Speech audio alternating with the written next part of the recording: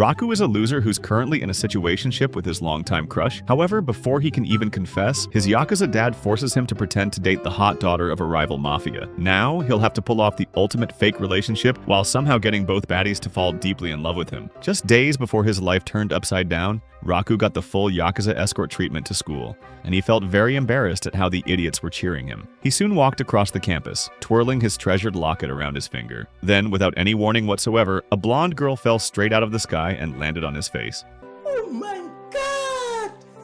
Wow! His locket went flying, and she bounced up, tossed him a half-hearted apology, and sprinted off like nothing had happened. By the time Raku dragged himself to class, his face looked like it had lost an argument with the pavement. His friends, Onodera and Shu, clocked the damage immediately and asked what had happened. He told them some wild girl had fallen on him out of nowhere. Onodera quietly stuck a band-aid on his nose, and just like that, the pain did not seem so bad anymore because the girl he had been keeping feelings for had just done something small but kind. Then the teacher walked in with a new transfer student. The moment she introduced herself as Kirisaki, Raku recognized her instantly and called her a barbarian right in front of the entire class. She thanked him for that by smacking him across the face. During his midlife crisis in class, Raku suddenly realized his locket was missing, so he cornered Kirisaki after class and told her she owed him help finding it since she was the one who sent it flying. She showed up the next day, but spent most of the search complaining about how much she could not stand him. Raku reminded her that this whole situation was her doing. She shot back that none of it would have happened if he were not so attached to a cheap item. When Onodera joined them and Kirisaki kept firing off insults, something in Raku snapped. That locket was tied to a promise he had made with someone special a long time ago,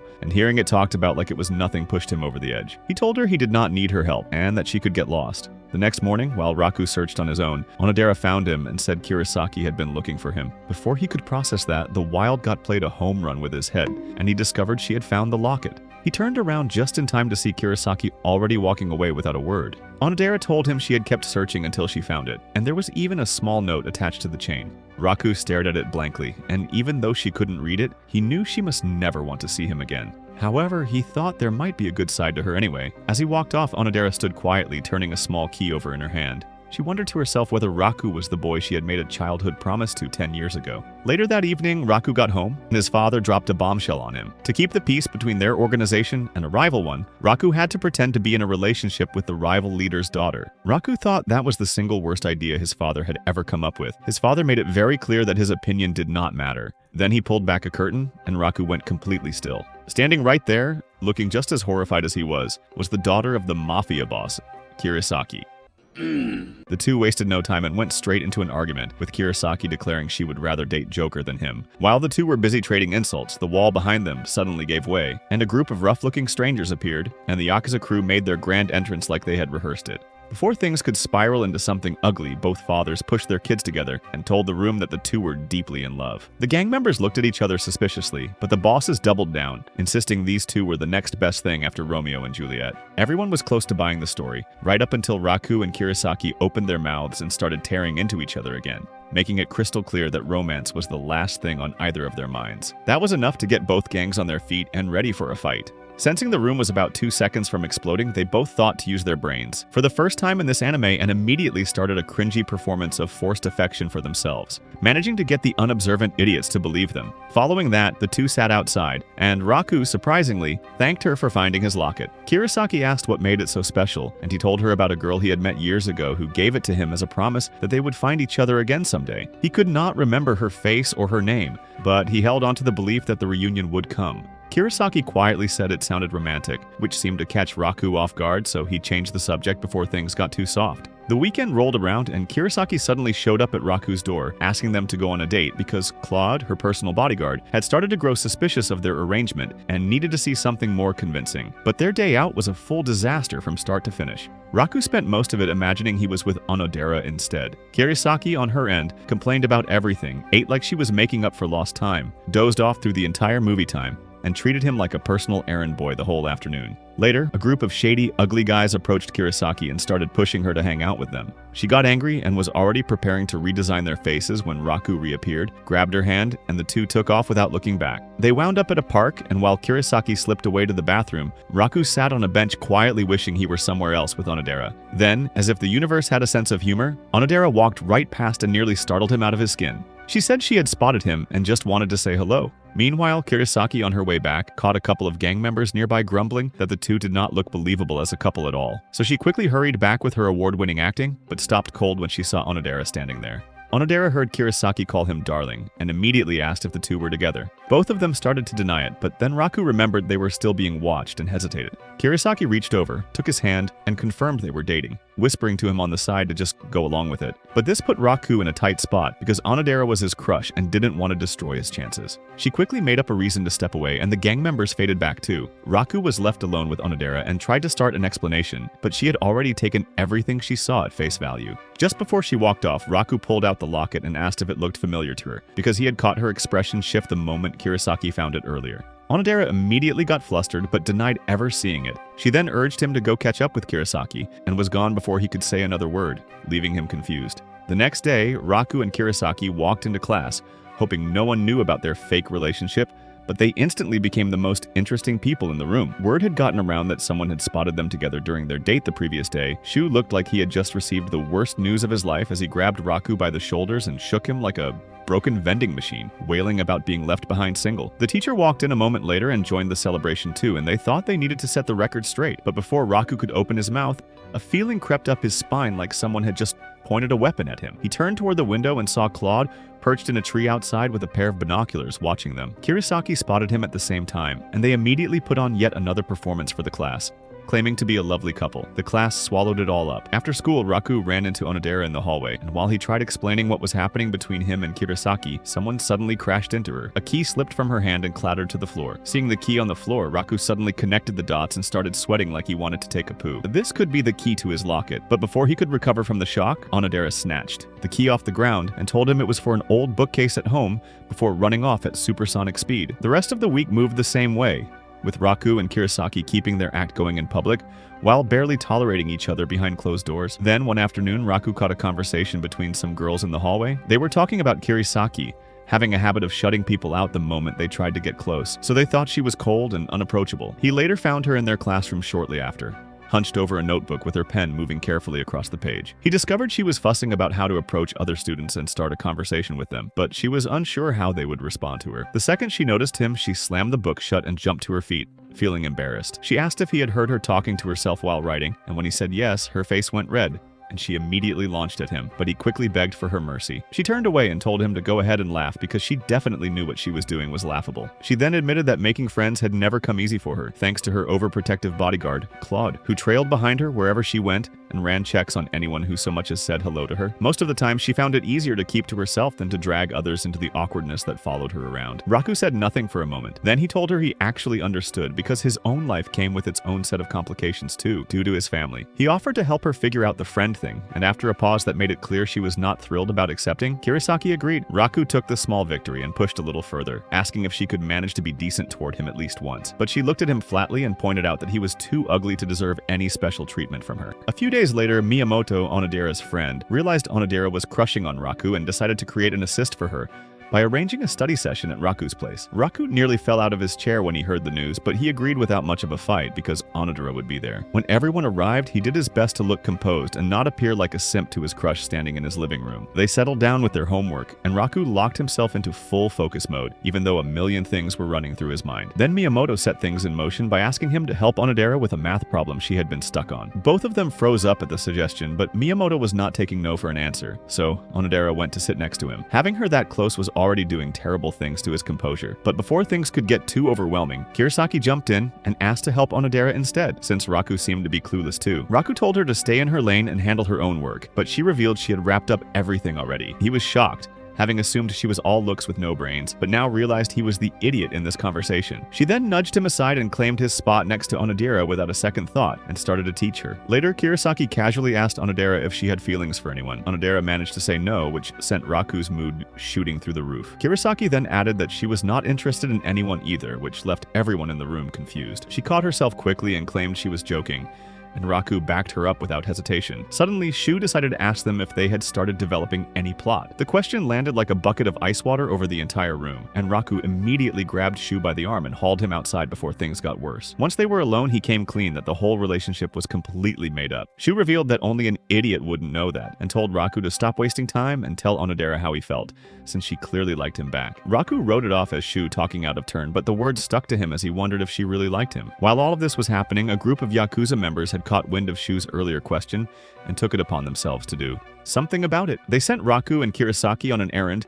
to retrieve special tea from the storehouse and locked them inside. Raku immediately figured out what this bunch of bozos was planning and decided it was not happening. Suddenly, Kirasaki grabbed onto his back and he nearly leaped out of his skin until he registered that she was genuinely terrified. She held on tight with tears forming in her eyes, and Raku, against his better judgment, noticed that she looked completely different when she was not coming at him. He almost started getting caught up in his naughty thoughts, but he shut them down immediately. Kirasaki then spotted a ladder nearby and suggested he climb up to find a way out, but he pointed out that leaving her alone in that state was not something he was willing to do, which made her blush a little. To keep herself distracted, she started firing off random questions, and somehow the conversation wandered into a debate about who between them had more experience in kissing, even though they were both newbies. Soon, Kirasaki said she was not brave enough to climb the ladder, but as she tried to, she lost her footing and came tumbling down right on top of him. They instantly turned red from the sus position, but before things could go down, Claude suddenly bashed in and, seeing them in the awkward position, he brought out his gun, ready to send Raku to your granny. Then Miyamoto and Onodera appeared in the doorway. The moment Onodera took in the scene in front of her, her face turned red, and she ran off. Raku watched them leave and broke down, feeling like the odds were stacked against her. The next day, Raku accidentally caught Miyamoto and Onodera in the middle of a conversation about a key that Onodera always kept close. His ears perked up fast when he found out some boy had given it to her 10 years ago, and he wondered if she was the girl he had made a promise to. Shortly after, Miyamoto came to him and Kirasaki with a request. The swim team was short on members and needed backup. Kirasaki agreed without hesitation, but Raku stood there genuinely puzzled about what business he had at a girls' swim practice. His confusion got put on hold the second Onodera walked into the pool area, because his brain immediately stopped working. Then his eyes landed on the key around her neck, and he got even more lost in his thoughts. Kirasaki watched his face and immediately reached the wrong conclusion. She smacked him on the head, convinced he was staring at Onodera for naughty reasons, leaving Raku wondering if this was the crazy girl he was really going to end up with. In the middle of their back and forth, Miyamoto casually dropped a question about whether the two of them had snuck off to the storehouse together the day before for a creamy session. The whole group went quiet, and Raku quickly cleared the air, explaining that his guys had locked them in there as a prank. Just then, Shu materialized out of nowhere, loudly announcing that he had come to support the swim team, but Miyamoto did not even blink before booting him straight into the pool and nearly holding him under. She then turned to Raku and told him to go teach Onodera how to swim. Onodera apologized for the inconvenience, but Kirasaki brushed it off. While she was still speaking, Shu dragged himself back over and offered to apply sunscreen on Kirasaki, but Miyamoto launched him again into the nearest wall before he could say another word. Kirasaki volunteered to demonstrate proper swimming form for Onodera, but she went too advanced that it was completely useless for Onodera to learn from. Raku stepped in and began walking her through the basics, but being that close to her almost caused his brain to short circuit. He managed to push through though. However, Onodera soon lost her footing and almost drowned, but he pulled her out quickly and asked if she needed a moment to catch her breath. She said she was fine and offered to grab drinks as a small thank you before heading off. The moment she was gone, Raku spotted her key sitting beside her bag. He then quickly picked it up and held it against his locket to see if it fit, but it didn't, leaving him confused. But before he could return the key, the girls walked in, and seeing the key with him, Onodera asked why he was holding the key to the girls' locker room. Raku tried to explain, but Kirasaki had no chill and beat him up before tying him up, calling him a loser who wanted to peek at girls' underwear. Raku insisted that was not what happened at all, and Onodera believed him because she knew he was weak and didn't have the guts. So Miyamoto cut him loose, but made it very clear that Onodera had better be swimming confidently by the time the competition rolled around the next day. Come morning, Kirasaki checked in with Raku on Onodera's progress. He admitted she could only manage with a kickboard, and Kirasaki called it a disappointing result. But Raku told her there was no way she could have learned to swim in a single afternoon. When Onodera and Miyamoto arrived at the pool, Onodera thanked Raku warmly for everything, and he told her to give it her best shot. The competition got underway, and despite Raku telling Kirasaki to warm up beforehand, she completely ignored him. Halfway through her race, her legs seized up and she started drowning, so Raku called her an idiot before jumping in to save her. They discovered she was not breathing, and Shu suggested that Raku perform mouth to mouth, since he was her boyfriend. Raku initially refused, but since he had no choice, he leaned in for a CPR, only for Kurosaki to wake up at that moment. She immediately crashed out on him, while Shu, the instigator, laughed hard in the corner. Later in the changing room, Miyamoto looked over at Onodera and asked her why she had even brought the key along. She wondered why Onodera was still holding on to something from 10 years ago and told her to focus on the love now before her. However, Onodera reasoned that the love story from 10 years ago might just be connected to this one. The next day, during lunch, Onodera and Miyamoto told Kurosaki that Raku was the one who pulled her out of the water while she drowned. And before she could even process that, they suggested she go find him, apologize, and thank him properly for saving her life after she had roughed him up like he owed her money. Kurosaki tracked him down with good intentions, which lasted about 3 seconds. Every time she opened her mouth to apologize, Raku said something that short-circuited her patience, and she ended up whooping him instead. After enough rounds of this, she marched back to the girls and announced she was finished trying to be civil with someone whose brain was load-bearing air. While she was venting, Onodera slipped in a question asking if she was genuinely dating him. Kurosaki shockingly told the truth. Onodera's jaw dropped. Miyamoto just shrugged because she had clocked the whole thing as suspicious from day one. Before heading off, Miyamoto asked if Kurosaki would clear the path for any girl bold enough to shoot her shot with Raku. Kurosaki said she would practically hold the door open because who in their right mind would actually want him? The moment she left, Miyamoto turned to Onodera and pointed out that Raku was very much available. Onodera admitted she was terrified of rejection, but quietly made up her mind to try. Meanwhile, Raku was heading to the school zoo when he collided with someone, snapping his locket chain. He kept walking, completely unaware it had slipped off behind him. At the zoo, Kurosaki was already there and asked him directly why he had bothered saving her. He told her plainly that his body moved on its own when he saw her going under. The honesty knocked her sideways, so she thanked him in English to avoid the embarrassment of saying it in Japanese. Raku had no clue what she said and kept pestering her to translate, which earned him a broom to the head before she stormed off. On her way out, she found his locket on the ground and picked it up. Later, Raku swung by the classroom for his bag and was surprised to find Miyamoto and Onodera still around. Miyamoto vanished almost instantly, whispering to Onodera on her way out that this was her window. Being alone with Raku had Onodera's face doing things she could not control. She gathered herself and started to speak, but before she could confess her feelings, a baseball chose that exact moment to cannon through the window. Raku told her to hang tight while he grabbed a teacher, then turned back and asked what she had been trying to say, but Onodera told him it was nothing. Heading down the hall, Raku started piecing things together and convinced himself she had been on the verge of confessing, but then he spent the rest of the walk talking himself out of it, as there was no way in hell Onodera had a crush on him. That night, Kurosaki suddenly showed up at his door and returned the locket, surprising him because he had been searching for it and wondered how it had dropped from his neck. On her way back, Kurosaki thought that Raku's promise story was similar to the promise she made with a boy when she was little. Next day, a new student named Tsugumi walked into class and made a beeline straight for Kurosaki, pulling her into a hug like they had not seen each other in decades. During break, Tsugumi pulled her aside and said he had heard she had picked up a boyfriend and he wanted to see this guy for himself. Kurosaki grabbed Raku and dragged him over like he was a piece of evidence. At lunch, Tsugumi asked to have a word with Raku alone. They headed up to the roof where Tsugumi cut straight to it and asked if Raku actually had feelings for Kurosaki. Raku managed a yes, but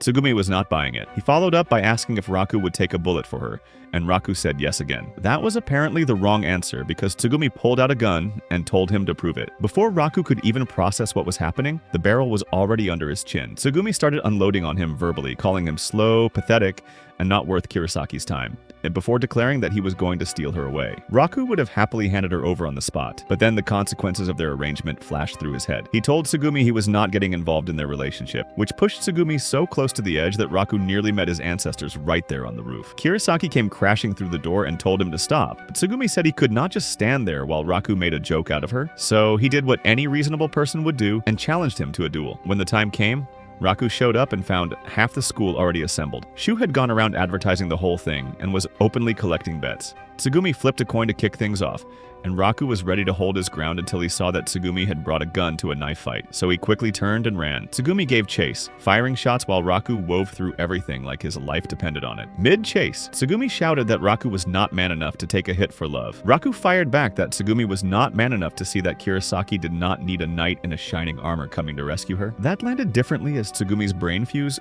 blew completely, and the chase got a lot more intense. Out of options, Raku launched himself out of a window and into the pool below, and Tsugumi jumped straight in after him without a second thought. Later, Raku dragged an unconscious Tsugumi out of the water and figured he should get him out of the soaked clothes before things got worse. He carried him to the locker room and started helping him change, but Tsugumi regained consciousness and shoved him away. Raku tried to explain himself but stopped mid-sentence when he noticed the juicy melons looking at him. Voices started echoing down the hall, so Raku yanked Tsugumi into an empty locker before anyone could walk in on whatever this situation was. When Kirasaki and the others came to check the room, they found nothing. Two girls also reported that the girls' locker room was clear. When they asked Kirasaki why she had sent them to check there specifically, she revealed that Tsugumi was actually a girl, shocking everyone. Meanwhile, inside the locker, Raku asked why she had been going around dressed as a guy, and Tsugumi explained that the person who raised her, Claude, had brought her up as a boy and still had no idea she was a girl. She never bothered correcting him because she had given up on anything feminine the moment she decided her purpose was protecting Kirasaki. Raku told her that it was a shame,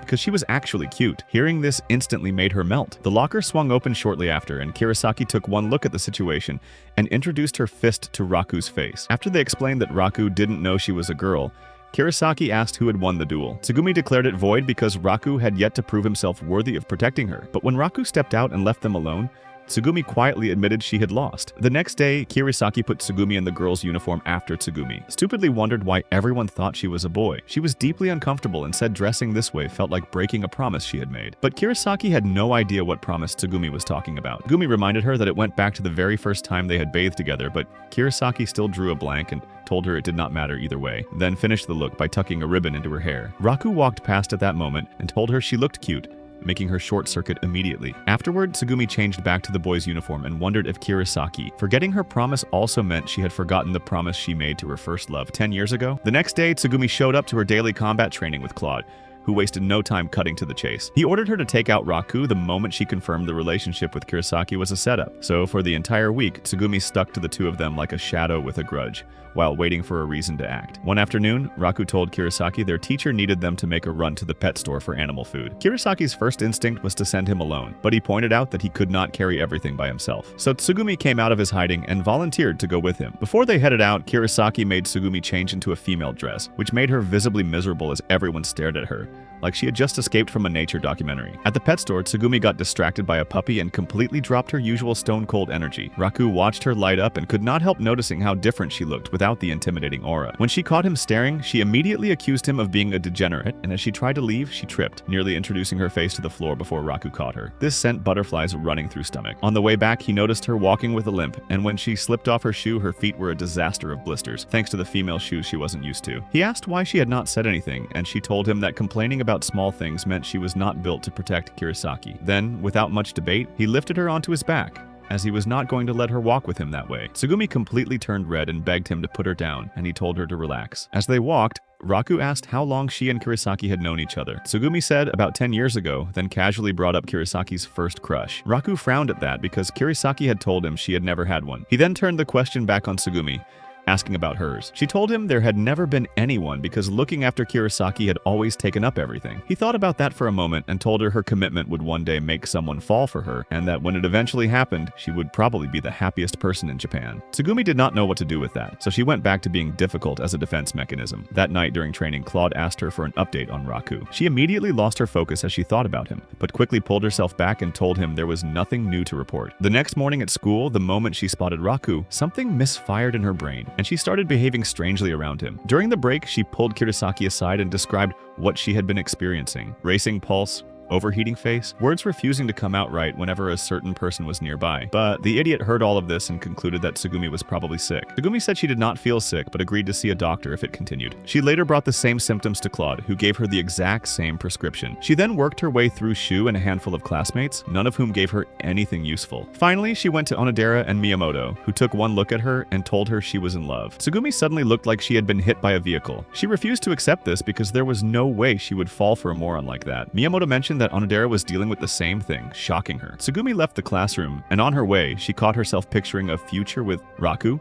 so she turned toward the wall and started headbutting it to wipe out the nonsense in her head. She eventually ended up in the garden, feeling sorry for herself. When Kirasaki found her there, Tsugumi told her what the girls had said, but Kirasaki claimed she had no frame of reference for love since she had never experienced it herself. However, Tsugumi pointed out that it was a strange thing to say for someone currently in a relationship, and Kirasaki quickly took it back. Then Tsugumi mentioned the first crush from 10 years ago, which Kirasaki received with a completely blank expression because she had no memory of it whatsoever. That evening, Kirasaki went digging through her closet for anything that might jog her memory, and she came across an old diary. The entries inside described days spent playing with someone she had clearly been fond of. One talked about the time he stepped in when a wild animal cornered her and came away with a cut on his forehead. Another covered the day he pulled her to safety after she fell onto some rocks. The last entry mentioned a promise the two of them had made to each other the day she was leaving him, but she became frustrated when she realized she hadn't written it. In her frustration, she picked up the diary and a key slipped out from between the pages, shocking her. Kurosaki stared at the key she found tucked inside her diary, trying to figure out what it had to do with the promise she once made to her first love.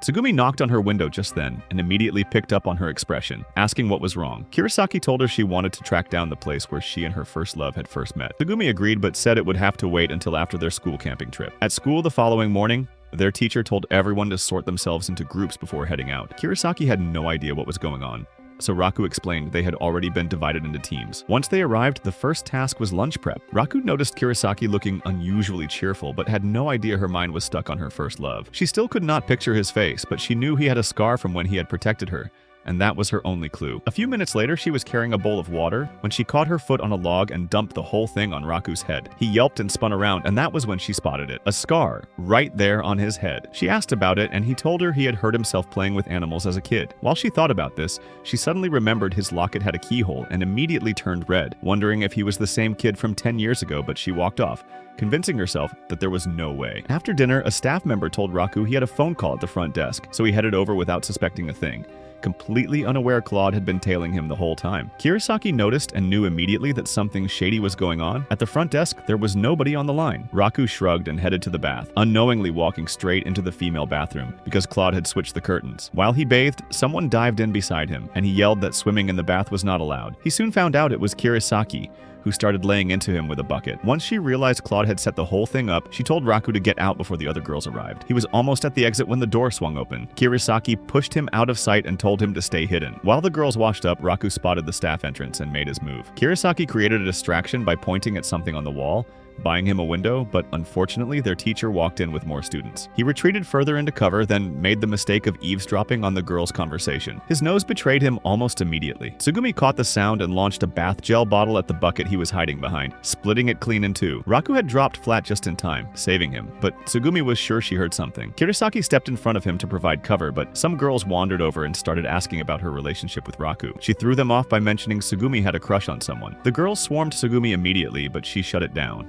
and pointed the spotlight at Onodera's crush instead, sending the room into chaos. In the middle of it all, Raku spotted a hole connecting to the men's bath and signaled to Kurosaki that he was leaving through it. But the buffoon heard the girls pressing Onodera about her crush and forgot entirely about escaping. Onodera, trying to dodge the attention, backed up and sat directly in front of the hole. Kurosaki grabbed her to move her, but her wet hand slipped, and Onodera tumbled straight onto Raku. She mentioned something felt strange beneath her, but Kurosaki told her it was her imagination pulling her away. She pushed Onodera aside to free Raku, slipped, and the two of them ended up face to face in the most unfortunate way possible. Raku managed to flee through the hole, and he surfaced at the men's side. Surprised, they wondered how he got there, but he told them he had been underwater the whole time. Somehow, they bought it. Shu invited him to eavesdrop on the girls with them, but Raku said he was tired and went to lie down. Later that night, he found Kurosaki outside and apologized for everything, but she was embarrassed, thinking he had seen her full plot. The next morning at breakfast, Shu filled Raku in on the test of courage happening that evening. The format was simple. A lottery would pair boys and girls together, and they would have to hold hands the whole time. Shu was already losing his mind over it, and dangled the possibility that Raku could end up paired with Onodera. Raku was not convinced his luck ran that deep, so Shu offered to sell him his ticket if he landed her number. Across the dining hall, Miyamoto was giving Onodera the same pep talk, telling her to make sure she ended up with Raku. Onodera knew the odds were not in her favor, but felt hopeful anyway. She turned to leave and spotted Raku by the vending machine, so she went over to say hello. The conversation started normally until the bathroom incident from the night before replayed in his head and short-circuited him completely, leaving Onodera standing there with absolutely no idea what just happened. When evening came, their teacher announced the test of courage and immediately disappeared to go celebrate with the rest of the staff. The lottery started, and before Raku drew his number, Miyamoto made sure he knew Onodera's was 12. He prayed to every deity he could think of. Every single one of them showed up. He pulled number 12. Kurosaki, on the other hand, drew Shu. Onodera bounced over to him excited, and Raku immediately started struggling to make eye contact without his brain betraying him. She asked why he kept looking away. He told her he was just nervous because it was his first time staying overnight somewhere with girls around. Nearby, Kurosaki watched the two of them and found herself wondering why he was never that warm with her. Before she could sit with that thought, she heard voices coming from the bushes. She went to investigate and found the students assigned to play monsters during the test. Their ghost actress had a stomachache and they were desperate. They begged Kurosaki to fill in. She tried to refuse, knowing full well she was terrified of the dark, but they wore her down and she caved. They got her into costume, handed her a flashlight, and one of the boys walked her to her spot before heading off and leaving her completely alone. She tried the flashlight. It was dead. She tossed it and decided to tough it out. Then a lizard crawled across her feet and she screamed, wrapped her arms around herself, and started praying someone would come find her. Back at camp, Raku and Onodera were almost ready to head into the woods. They reached for each other's hands nervously. Raku was sweating and quietly hoping she would not notice. When he glanced at her, her face was red, which told him she was probably just as much of a mess as he was. Then Shu came sprinting over, asking if anyone had seen Kirisaki. Nobody had. A classmate mentioned she had seen her heading into the woods in a ghost costume, which immediately put Raku on edge because he knew exactly how she felt about the dark. Then the second ghost girl came running up, saying she had forgotten to give Kirisaki fresh batteries for her flashlight. That was all Raku needed to hear. He told Onodera he would be right back and took off into the woods. He found Kirisaki right where he expected her to be, barely holding herself together and extremely relieved to see a familiar face. On the walk back, she gripped his jacket and he scolded her the entire way for agreeing to play a ghost when she already knew she was scared of the dark. By the time they returned, the test was already over. Their friends were just glad to see them both. Raku turned to Onodera and apologized for abandoning her. She told him not to worry about it because she had been concerned about Kirisaki too. A few days after the camping trip, Tsugumi tracked down Raku, Onodera, and Miyamoto to let them know it was Kirisaki's birthday and invited them to a surprise party at her place that evening. Everyone agreed, and when Raku brought up getting gifts, Miyamoto suggested he and Onodera go shopping together after school. The two of them panicked instantly. Onodera tried desperately to get Miyamoto to tag along, but she was not having it. After school, they met at a cafe, and Raku spent the entire time fighting the nagging feeling that it was an actual date. After picking up presents, Onodera suggested they take a small detour before heading to the party. She led him to her favorite spot overlooking the city and told him he was the first person she had ever brought there. That landed on him harder than he expected. As they talked, Raku meant to ask when her birthday was, but his brain was somewhere 10 years in the past and completely different words came out. He asked if she was the girl he had made a promise to a decade ago. He caught himself immediately mortified, but then Onodera said she might be. She pulled out her key and told him she had made a promise to a boy years ago, but could not remember anything about him. Raku stood there trying to process all of that, and just as the moment was building, Miyamoto called and screamed at them to get to Kirisaki's house immediately. When they arrived, Tsugumi, Miyamoto, and Shu, who had invited himself without shame, were already there. The moment Kirisaki spotted them, she dragged Raku aside in a panic, worried their friends would lose their minds once they realized her entire family were gangsters. Raku told her to relax and went to smooth things over. And to Kirisaki's surprise, nobody acted any differently. Tsugumi then led the group to the party room, where the gang members welcomed everyone like old friends. Claude was there too, being unusually pleasant toward Raku, which immediately told Raku he was up to something. Sure enough, when gift time came around, Claude unveiled a brand new car for Kirisaki with the energy of someone who had already won. Kirisaki told him she did not have a license and had no use for it. Claude deflated on the spot, but held on to the belief that his gift still wiped the floor with whatever Raku had brought. And this was true because Raku's gift was a gorilla doll that looked remarkably like Kirisaki. The gang members reached for their weapons without hesitation, ready to deal with what they saw as a direct insult to the boss's daughter. Then Kirisaki burst out laughing and said she loved it, and the whole room stood in confusion. Later in the evening, Kirisaki found Raku out on the balcony and took the opportunity to ask if he still had feelings for the girl from his promise 10 years ago. He said yes, already convinced in his head that the girl was Onodera. Kirisaki nodded, then asked if the phrase Zoshin love meant anything to him. Raku became shocked as the phrase was something he had invented himself on the day he made the promise. So hearing it come out of her mouth was unbelievable. Kirisaki held up her key and asked if he recognized it. He said no, but mentioned that the girl from his promise was the only one who could open his locket. The whole thing sounded too absurd for either of them to take seriously. Raku was convinced his girl had been sweet and gentle, which was the complete opposite of the person standing in front of him. Kirisaki on her end remembered her boy as brave and noble, not whatever Raku was. Still, they agreed to test the key against the locket just to settle it. Kirisaki was so nervous slipping the key in that she snapped it. Raku scolded her for breaking it. She argued it was not her fault, declared there was no way he was the boy from her past, and walked off, leaving Raku standing there trying to make sense of what had just happened. On his way out, he ran into Kirisaki's father, who casually mentioned that Kirisaki and Onodera had both been close friends of his 10 years ago. That landed on Raku like a ton of bricks. The next morning, Shu called his uncle, who already had the locket for repairs, and asked how long it would take. His uncle said it needed time and promised to call when it was ready. Raku felt a knot loosen in his chest. Later, walking into school, Raku and Kirisaki crossed paths, and both played it completely cool, as if the previous night had never happened. The moment they reached their classroom, though, they spotted Claude perched in a tree outside watching them. They both tensed up, but Raku pulled himself together first and reminded Kirisaki they needed to sell the act. Their classmates filed in seconds later, so the two launched into their loving couple routine. Raku led convincingly. Kirasaki's performance, on the other hand, was shaky at best. Later that day, Onodera pulled Raku aside and asked why Kirasaki was acting so off. He told her honestly that he had no idea because Kirasaki was not telling him anything either. Privately, though, he could not stop turning over the possibility that Kirasaki might actually be the girl from 10 years ago. Onodera then noticed his bare neck and asked about the locket. He told her it was in for repairs. That afternoon, their teacher announced that photos from the camping trip were pinned on the notice board. Students just needed to write down the numbers of the ones they wanted. When the class went to look, they found that Shu had quietly set up a separate board featuring his own personal collection. He pulled Raku aside to show him a shot of Miyamoto and Onodera asleep, and Raku bought it on the spot because Onodera looked adorable. Heading back to class, he noticed another photo, this one of Kirasaki. Looking closer, he realized Onodera was visible in the background, barely dressed. He pulled it off the board immediately and headed to return it to the teacher before anyone else could see it. He did not get far before he walked straight into Onodera and dropped the picture. He scrambled,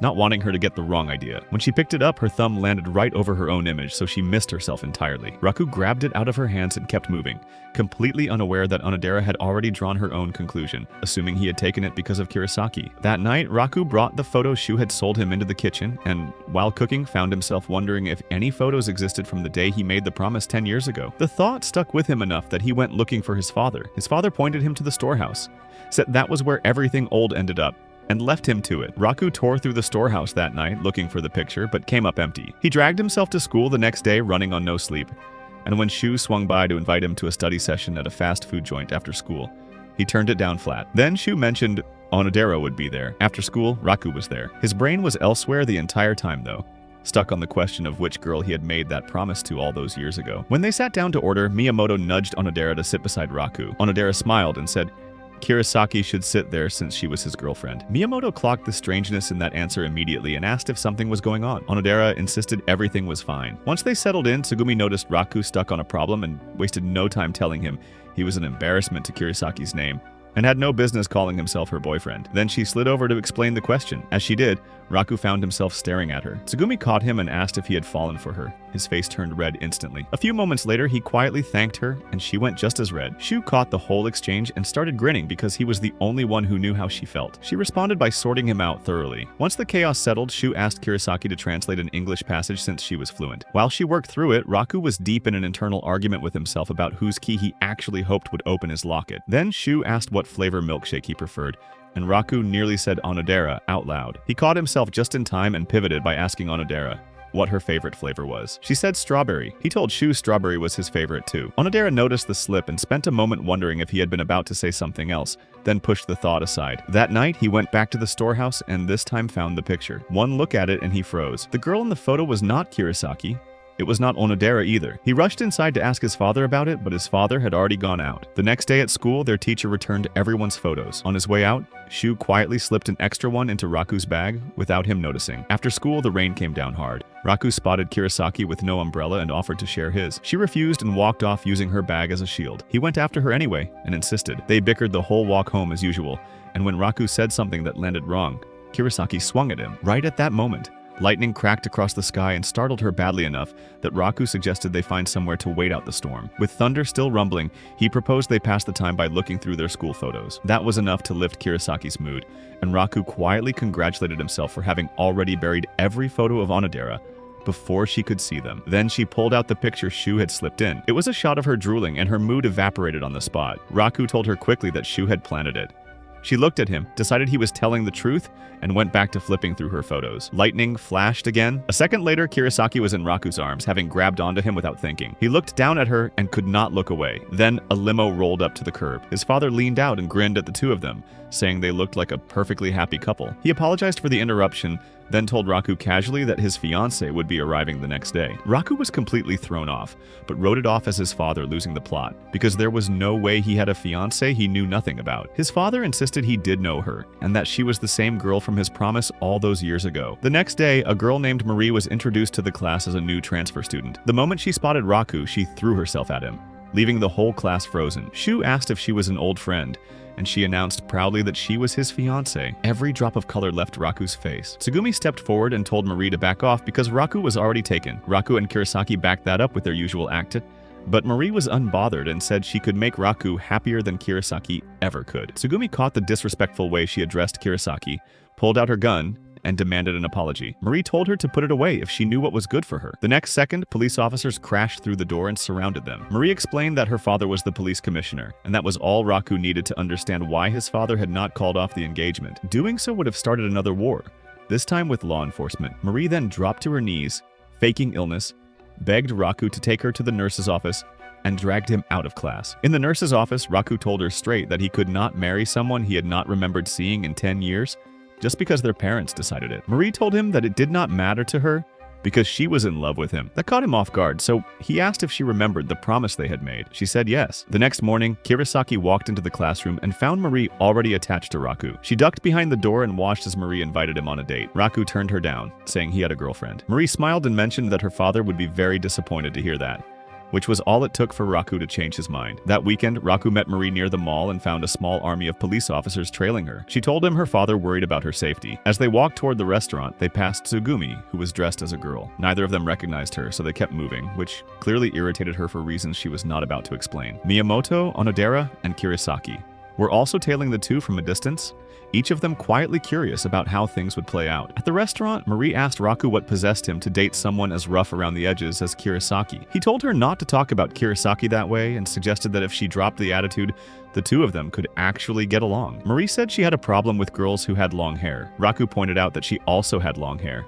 They later ended up on a bench in the park where Raku asked her about the picture he had found in the storehouse. Marie told him she would answer every question he had if he ended things with Kirasaki. He told her that was not happening. Marie accepted it but made it clear she had no intention of backing down. She then casually mentioned that Kirasaki was crouched behind the bushes listening to everything, which caught him completely off guard. Kirasaki stepped out, but Marie kept her grip on Raku and declared she was the girl he had truly been waiting for. Kirasaki had heard enough, hit Raku, and walked off. Shortly after, Marie apologized to Raku and left, but her bag stayed behind. He went after her and found her with her butler, stopping just before making his presence known. He overheard the butler scolding her for pushing herself when her health was fragile. When the butler stepped away to fetch her medicine, Raku walked up and asked if she was unwell. Marie brushed it off, so he told her he would not push it, handed over her bag, and turned to leave. She stopped him and asked what he liked about Kirasaki. He told her it was the fact that he could trust her completely. Marie told him he could trust her the same way. He said he could not because he had no memory of ever crossing paths with someone like her. That landed wrong. Before Raku could blink, Marie was raising her voice and cussing at him, and he suddenly remembered who she was. 10 years back, Marie had been stuck in the hospital due to her frail health. Raku found out she could not come outside to play and immediately made it his business to visit her every single day, showing up with little trinkets each time. His consistency got to her, and when her father asked if she would want to marry him someday, she said yes without hesitation. At some point during those visits, she asked him what kind of girl he liked. He told her he was into girly girls with long hair. That answer quietly became her blueprint, and she started working on herself with that image in mind. Back in the present, Marie apologized for the way she had thrown herself at him, and Raku apologized right back for blanking on her existence entirely. Marie brushed it off and said they could just build new memories from here. Then, before he could say anything else, she kissed him on the cheek and walked off. The following week, Raku called a rooftop meeting with Kirasaki, Onodera, and Marie. He dropped the news that all three of them had played together 10 years ago. Both Kirasaki and Onodera were caught off guard, and when they turned to each other and compared notes on the promise, neither of them could remember it. Marie told them the promise had been about marriage, which was what her own promise with Raku had been about. That landed like a brick. Raku then asked her why there were 3 keys if she was the only one who actually remembered anything from back then. She said she had no idea, then stated plainly that she was the one marrying him regardless. She turned to Onodera and asked how she felt about Raku. Onodera said she saw him as a good friend. Later that day, Marie caught up with Raku and invited him to meet her father. He showed up the next day, and Marie assured him her father was a perfectly nice man. Then the man walked in, and every word of that assurance evaporated instantly. Once they settled in the living room, Marie cheerfully informed her father that Raku had forgotten her completely and had no clue he was her fiancé. Her father's mood darkened. She also mentioned that Raku currently had a girlfriend, then added just as casually that she planned to fix that. Then she excused herself to make tea and left Raku alone with him. Raku used the window. He told the man directly that his feelings were already taken, and that he could not go through with marrying Marie. Her father told him the promise he made with his own father was not something he could just walk away from. Raku left after that. Marie caught him in the hallway, and he told her she did not need to change a single thing about herself because she was already fine the way she was. Her face went red. He kept going, piling on the kind words, and it got to be too much for her. She turned and bolted down the hallway, leaving him confused. A few weeks later, summer holidays arrived. The day before they kicked off, Onodera asked Raku if he could fill in at her family's shop since their cook had fallen sick. Raku agreed without needing a second to think about it. He showed up bright and early on the agreed day, and the first person he ran into was Onodera's mother, who looked at him like he had knocked on the wrong door. She would have sent him packing right then if Onodera had not appeared.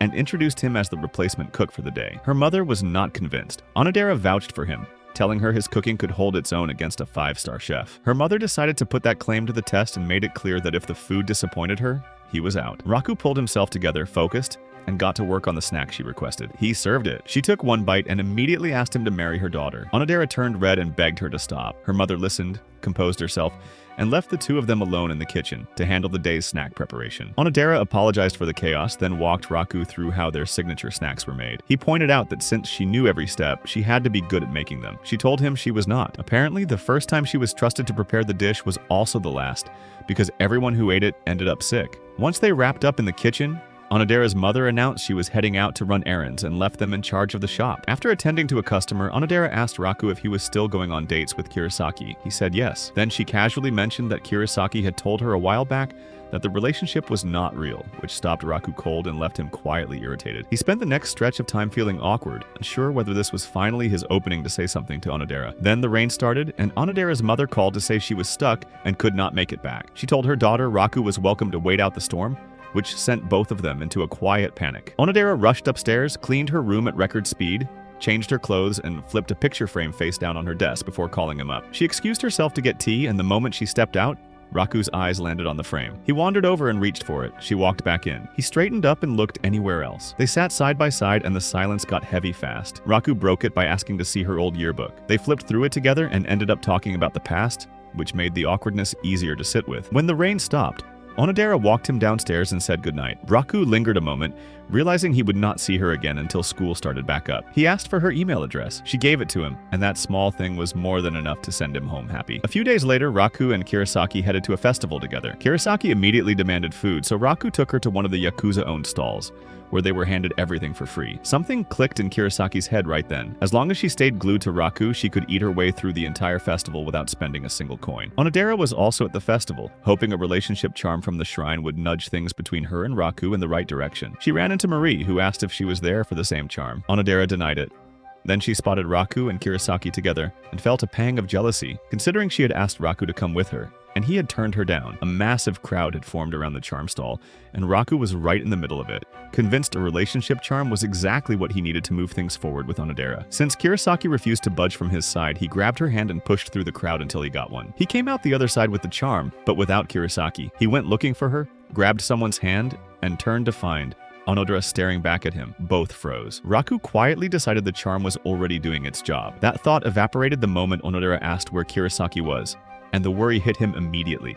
Onodera bent down to pick up the charm he had dropped, and her flip-flops chose that exact moment to fall apart. Raku hoisted her onto his back and carried her to a quieter spot to fix them. Once he was done, they looked up and noticed a cat sprinting away with the charm in its mouth. Raku took off after it. The cat stopped on a fence right beside Marie. He called out to her to stay still. Marie, being Marie, decided this meant something else entirely and stood there with her eyes closed, waiting for a moment that was never coming. Raku reached past her and the cat bolted again. The charm landed on Shu's head next. Shu naturally took this as the universe telling him to go talk to a girl. The girl turned out to be Miyamoto. She corrected that assumption immediately and thoroughly, sending the charm flying through the air in the process. It landed right next to Kurosaki. When she saw Raku running past, she called out to him and handed it back. Raku took it, then actually looked at her and stopped. She had changed into a yukata. Claude had brought her a change of clothes while they were separated. He told her she looked good in it, which she did not hate hearing. As they walked past the shrine, Kurosaki noticed a sign that read, "If a man gives a woman a relationship charm, it counts as a proposal." She laughed, figuring Raku had nobody he wanted to give it to anyway. Then he tossed it in her direction and told her to hold onto it. Kurosaki stared at him and asked if he was sure. He said yes with the confidence of someone who had not read the sign. In her flustered state, her sash came loose. Raku offered to help fix it. She refused for reasons she was not about to explain out loud. Eventually, she turned around and let him sort it out, making sure to blame him for the whole situation while he did. He asked why it was his fault, and she pointed at the sign. Reading it, he instantly turned red and immediately insisted that was absolutely not what he had meant. A few weeks later, the squad headed to the beach and the girls wasted no time getting into vacation mode. When they pulled off their dresses to reveal their swimsuits, Tsugumi immediately looked like she wanted to disappear because her mummy milkers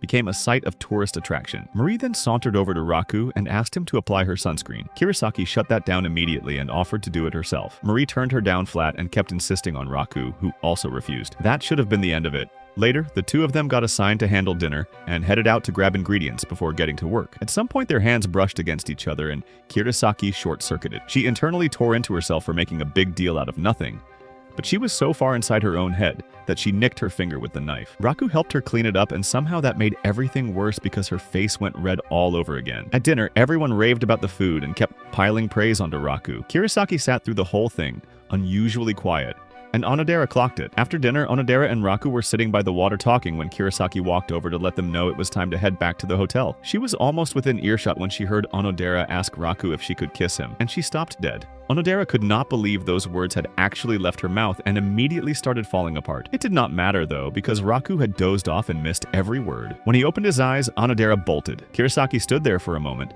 told herself she had heard wrong, and walked away. The next day, Kirasaki could not stop thinking about Raku, so when Onodera suggested building sandcastles, she grabbed the distraction with both hands. While they worked, she tried asking Onodera about her feelings, but Onodera thought she was talking about Tsugumi and mentioned that Tsugumi had a crush on someone. Kirasaki froze. Then she spent the rest of the conversation refusing to acknowledge what that reaction meant. That night, while the others fooled around with fireworks, Raku looked around and noticed Kirasaki was missing. He went looking and found her alone on the far end of the beach. After he settled beside her, she asked him if things would have worked out if their relationship were real, but Raku said no. He told her plainly that she was not his type, and he would not have pursued her even if the situation had been different. Kirasaki's eyes filled up. Before he could get another word in, she was already gone, leaving him sitting there trying to figure out what just happened. A few days later, school resumed, and Onodera noticed Kirasaki had been giving Raku the cold shoulder. Before he could even ask about it, Shu jumped in and announced their class would be staging a Romeo and Juliet play, then immediately volunteered Kirasaki and Raku for the lead roles. Kirasaki shot that down without hesitation.